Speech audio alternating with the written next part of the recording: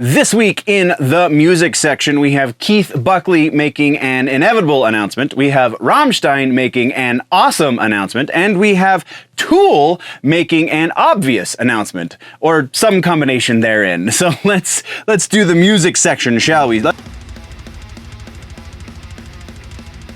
Welcome, nerds, to the music news for the week. This is a chunk taken out of the much larger full-length show over on the main channel, youtube.com/generallynerdy. Here in the music section, we like to talk about recent releases, upcoming releases, as well as tour dates being announced, festivals being announced, just regular music-associated news and the whatnot. This week in news, this stuff happened. Let's start with follow-ups and corrections. We have one follow-up this week. It's continuing the Every Time I Die situation that's been kind of ongoing for a little over a year at this point. Keith Buckley, former vocalist of Every Time I Die, if you don't remember, Every Time I Die disbanded some time ago because of inner conflict in the band, which was highly unfortunate. The majority of the dudes in the band, the musicians in the band, not the vocalist, Keith Buckley, but the rest of the guys, by and large, have found other projects, namely Better Lovers with the new vocalist, Greg Puciato, who used to sing for Dillinger Escape Plan. It is actually some fantastic music, so if you haven't listened to Better Lovers yet, that's your bonus suggestion for the week for music. But yeah, Better Lovers is awesome. Keith Buckley, though, again, vocalist, I'm talking in circles, has announced that he is settled into a new band as well. The name of his new band is Many Eyes. No new music has been released just yet, though they are saying they will release their first single this coming Friday, so just a couple of days from now as I am filming, probably a day or so before it's released as you're watching. And they have also announced that they're going out on tour. I didn't write down the specifics of the tour in here for a couple of reasons, not the least of which being because we're talking about it in follow-ups, but it does run from January through February, and it is with Thursday. So if you are interested in these types of bands, then absolutely go check out Thursday's website, because I don't think the Many Eyes band has a website or any of that information running just yet. So that's what we got for follow-ups and corrections. Let's talk about some new music, shall we? This week's new music section is pretty large again, but it's, I mean, this is kind of the meat and potatoes of this section anymore, so I guess that makes sense. All right, so new music this week. First one we're talking about is Bush has dropped a brand new track. It's called Nowhere to Go But Everywhere. This is an original song off of their upcoming Greatest Hits record, which seems to be the way people are doing it these days. An established band that has been around long enough to put out a Greatest Hits. It's actually the first time Bush has done so, as such, even though they've been around since like 93, 94. The name of the album is Loaded Greatest Hits 1994 through 2023. It will be out November 10th. And this is, I think, some of the better music that Bush has put out over the course of the last, say, 8 years or so, the last 2 records at the very least. I feel like they were trying to experiment in ways with being a little more modernly radio friendly instead of just being their established sound in certain ways. I don't know, it just seemed like they were going in directions that didn't make a whole lot of sense, which as an artist I understand, but as a fan I want to see Bush rock like Bush rocks, and this song is Bush rocking like Bush. This is almost a return to form. I'm not going to say this could have been on 16 Stone or Razor Blade Suitcase or anything like that, but it's pretty dang close. So go check out the new Bush track, Nowhere to Go But Everywhere, for sure. And then I have said that we might not be covering these guys as frequently going forward, but I just can't help myself. Atreyu has put out some brand new music. This is the first track off of their 3rd EP in their 3 EP little series that they've been doing. The name of the EP is A Torch in the Dark, kind of a theme here, and the name of the song is I, which Meshuggah did that already a little while ago. I don't know if you know this, guys, but anyway, so this is, I don't know, this Atreyu, they also announced, before I get too far ahead of myself, they also announced a new full-length album. The Beautiful Dark of Life should be due out in December. The EP that this I song comes from, A Torch in the Dark, is coming out November 3rd. It's going to be another 4 or 5 track EP. And this is kind of evidence of Atreyu still kind of trying to find their sound minus Alex, because it's about 50-50 anymore. About every other release that they have seems to be something that makes a lot of sense for the direction that they are going, and then something that's obviously them trying to experiment with a little bit of a different sound that doesn't seem to work. And this is the makes a lot of sense one, because the last track didn't seem to work, and this one absolutely freaking does. This feels like the only element missing properly is Alex, which I hate to keep making those comparisons, but like that is the version of this band that I fell in love with, and so they're always going to be compared to their older selves. This song, though, feels like it could have been on at least Lead Sails Paper Anchor, maybe not Curse, maybe not Death Grip on Yesterday, but Lead Sails for sure. It's that kind of radio Atreyu version, and I can definitely dig it. This is a pretty strong recommend for the new track, I, from Atreyu. Next, we have a new track, a new solo track from Mike Shinoda, formerly of Linkin Park. Formerly, is that accurate? We still don't know for 100%, but we do know that he's putting out solo music. The name of this song is Already Over, and this more radio rock mediocrity from Shinoda. Some of the stuff that he put out a little bit closer to the anniversary, I think it was like 2 years ago, it was the anniversary of Chester Bennington's death. He put out like a three-song EP that was actually quite good. He hasn't really done anything of that caliber since.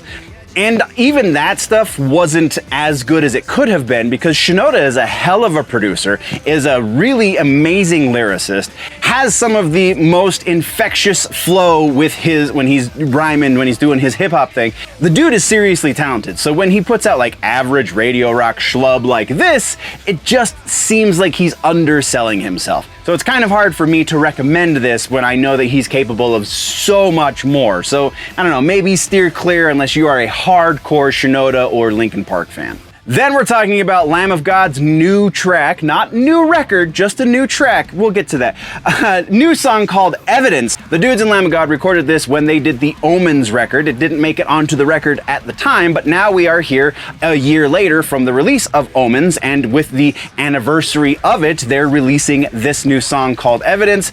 This is in a lot of ways a big return to form for Lamb of God. I'm going to say probably roundabout Sacrifice, Wrath kind of era Lamb of God. Not Burn the Priest, not Ashes of the Wake or anything like that. It's not quite there, but it's pretty freaking brutal. So we're going to put this right about Wrath levels of awesome. So this is 100% a recommend if you are into thrash, if you're into the new wave of American heavy metal, if you are into anything aggressive, this new Lamb of God track is absolutely a recommend. Then we're getting more new music from Static X again. We talked previously about the Project Regeneration Volume 2. They're now promoting that actively. That is part of the tour that they are on, and this new song, Zombie, comes from that. And gotta say, this feels not so much like the evil disco of days of yore when Wayne was actively making the music, rest in peace. This feels a lot more slapped together, but in a different way from Project Regeneration Volume 1. There's a very weird similarity to Rob Zombie. I know the name of the song is Zombie, so that seems like it should fit, but it really doesn't. There's a sonic similarity to Rob Zombie. The video has a visual similarity to Rob Zombie. It's just kind of off-putting, but that being said, it is still very well done and one of the more enjoyable tracks that I've heard from any of this Project Regeneration stuff. So go check it out, but kind of just to see the crazy. Continuing on with established bands that are finally putting out new music, Blink-182 has dropped another single off of their upcoming record. Name of this song is Dance With Me, and previous assertions confirmed, Tom DeLonge has in fact learned how to sing. Praise the musical gods. This song feels a lot of fun. This feels more like a matured version of the band that made Enema of the State. This does not feel like whatever Take Off Your Pants and Jacket became, and anything they've put out since then, it's kind of been not the same band that did Dude Ranch, Enema of the State, Cheshire Cat, etc., etc. This feels like it's more Enema of the State guys, but they've grown up and had kids and such, which is exactly what it should feel like. And again, Tom DeLonge no longer singing through his nose. That's enough of a win to recommend this in and of itself. Let's talk about new bands now, shall we? New hardcore band Fuming Mouth has now put out a new single called I'll Find You. This is how you do hardcore as far as production goes. This is how you should do hardcore music, because while the bass player is still kind of suffering from rock bass syndrome, where he's just playing mostly root notes of what the guitars are doing, there is a bass tone in this mix, and it is glorious. There is some overdrive on this bass pedal, so it is a little dirty, which is kind of appropriate for hardcore, but this is the style of hardcore. This is the continuation of the style of hardcore that I fell in love with in high school, and this is the good stuff right here. These kids in Fuming Mouth really know what they're doing. If you are into the hardcore, then absolutely check out this new one from Fuming Mouth. Continuing with the newer bands thing, since we did all of the established bands, Enterprise Earth has dropped a new track. This one is called King of Ruination, features Ben Dewar. I know the name, but I was pressed for time, so I couldn't look up where the hell Ben Dewar comes from, but if you know, please tell me in the comments. Either way, deathcore is at a renaissance right now, and Enterprise Earth are definitely a band that is taking that sound and doing their own thing with it, and it is absolutely worth listening to. Anything these guys have done up to this point has been pretty stereotypical deathcore. Not to say that it's bad, just to say that it didn't really stand out exceedingly. This track right here feels like it's starting to stand out a bit more from the pack. So definitely keep your eyes on these kids in Enterprise Earth. And I know somebody's gonna have a smart ass comment about me calling everybody kids, but I'm old, I can't help it. Let's shift into a completely different gear now. Let's talk about the new Oliver Anthony track that just dropped this week. Rich Man's Gold is the name of the song. No proper record from this guy just yet. He's just releasing these singles, and he recorded all of the music that we've talked about for him up to this point. He recorded it all at the same time. So this is the final recording of that session, which seems pretty awesome that he's been able to stretch it out this long, and he has said that he's going to be releasing new music, brand new recordings of new songs sometime in December. So we've got a little bit of time to wait for Oliver Anthony, but this new track, Rich Man's Gold, is more of this same quality Appalachia sound that we have come to know and love from Oliver Anthony. So if that is your jam, you cannot go wrong with this track. Staying on the Americana country side of things, Luke Grimes, that's right, the guy who plays Casey Dutton in Yellowstone, is a singer, and a hell of a good one too. Singer-songwriter, this new, I don't know how new it is. He said it's one of the first tracks he's ever written, first songs he's ever written, but it's the first time I've heard it. The video was just released recently.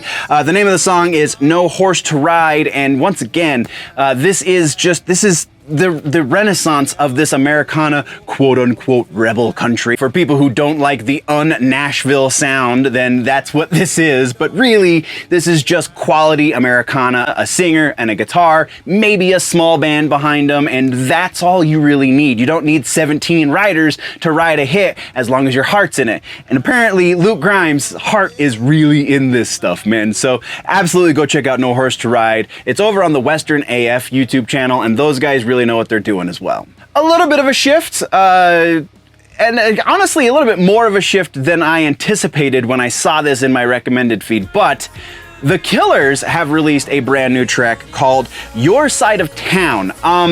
Was never really into The Killers much. Obviously they had a couple of huge hits that you couldn't get away from. They play on the radio at work when I'm in the kitchen, and so like I know all the words to the singles and stuff, but never really got into the deep catalog. So if anything I'm about to say is indicative of more than just this new track, I apologize, but I'm not super well versed with the Killers. Either way, this is that same songwriting mind that wrote those super catchy songs a few years back, now approaching songwriting a little bit more mature, but also with an 80s kind of tint to it. There's definitely a lot more synth in here, and it both intrigues me and also kind of turns me off in a weird way. I don't know, it's an interesting track. Go check it out just to see that much. I don't think it's gonna be on heavy rotation on pop radio, but it is gonna get some play. And then we're gonna switch gears back over to that country stuff. Tyler Childers put out a new record, or maybe it's just a couple of tracks before the record releases. But the most recent one was a couple of weeks ago, so I don't know how this flew under my radar like it did. But name of the track is "Rustin' in the Rain," and all right, so Tyler Childers started out very similarly to Oliver Anthony, just a dude and his guitar. He got a bit of a band behind him, and that was great. That's when I saw him initially, when he was opening up for Jack White, and just an excellent songwriter. Still an excellent songwriter. Just the production on their stuff seems to be getting a lot more overproduced and a lot shinier and kind of more towards the Nashville sound and less towards the original Tyler sound. So like, it's good, but it's not Tyler good, if that makes sense. Hey nerds. So, Nerdagon, one more time. Just reminding you that your subscription really goes a long way.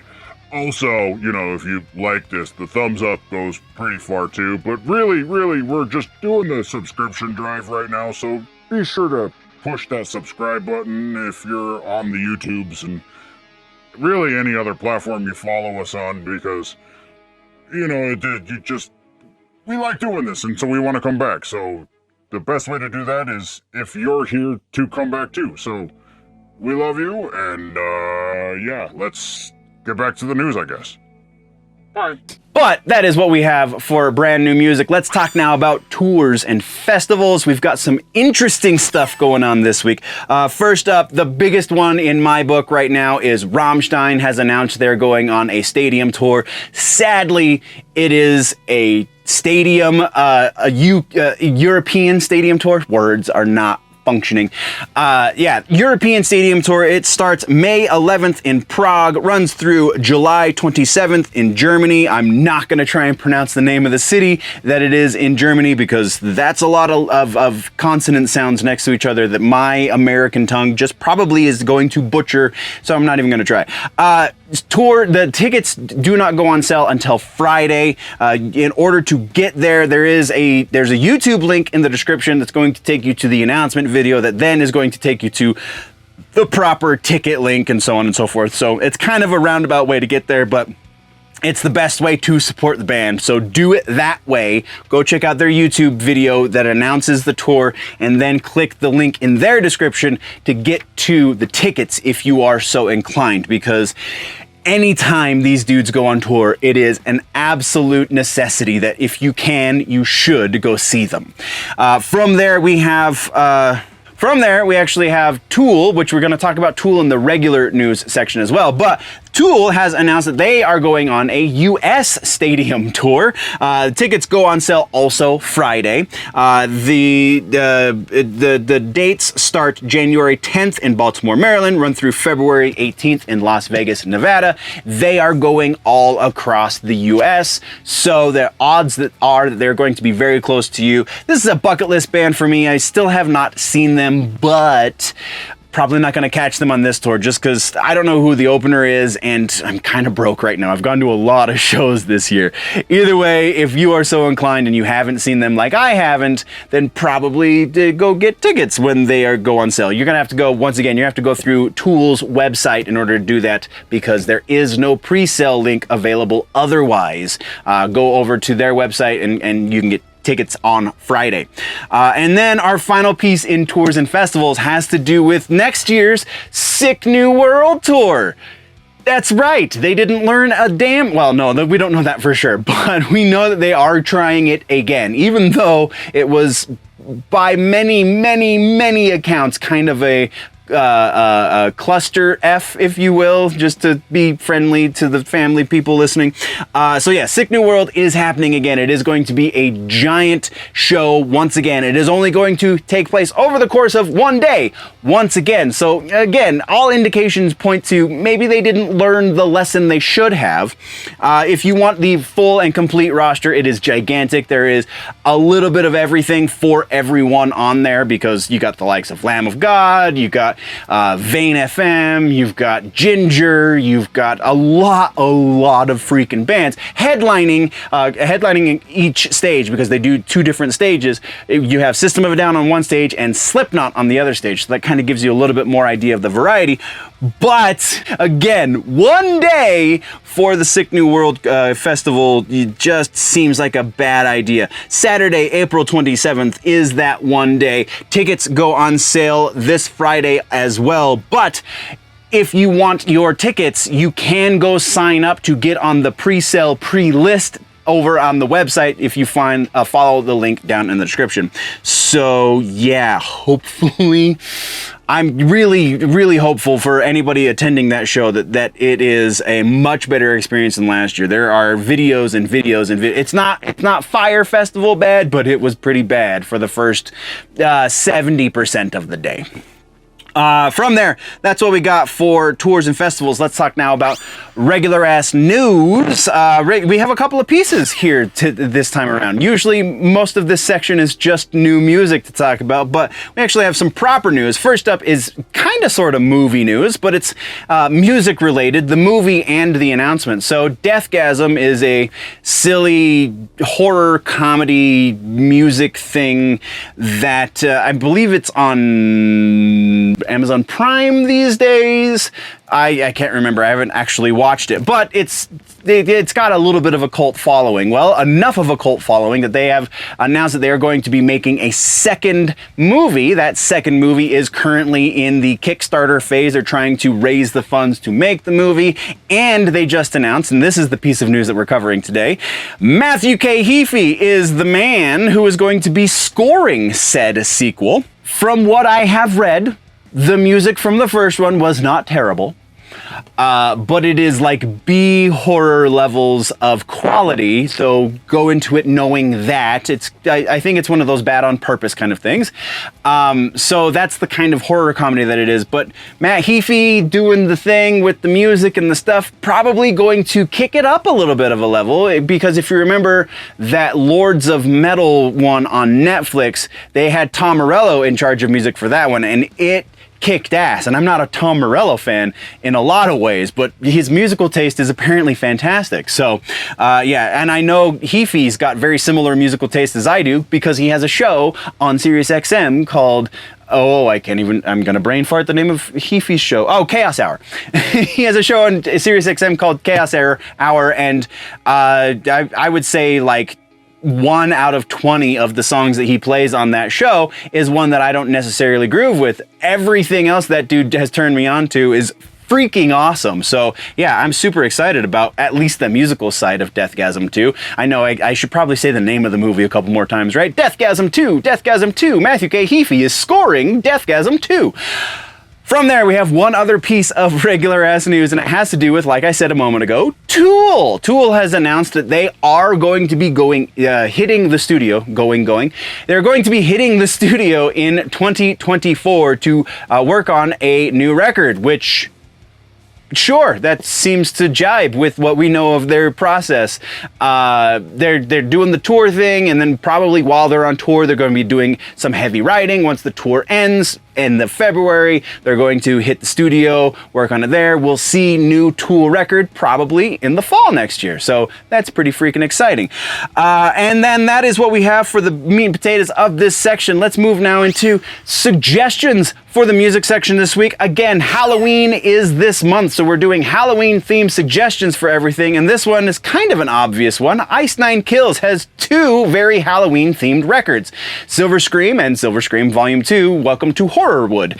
Both of those albums are the suggestion this week. The first one is a little more on the emo side, so go into that knowing that much. But the second one is a little bit more on the metal side, a little more new wave of American heavy metal kind of sound, a little bit on the deathcore, a little bit. Standout tracks on both of these records. You have American Nightmare on the first one. It's the opening track for the record. And then on the second one, Funeral Derangements. I legitimately love that song. Iceland Kills is a good band, but I legitimately love the Funeral Derangements song. So go check out Silver Scream Volume 1 and 2. Once again, this is just the music section. There is a much longer show called The Week in Nerddom over on the main channel, youtube.com/generallynerdy. Go check out the entire show or just subscribe here and do all of the things. Appreciate your faces, nerds. Before we go though, always remember that if it's generally nerdy, it's probably here.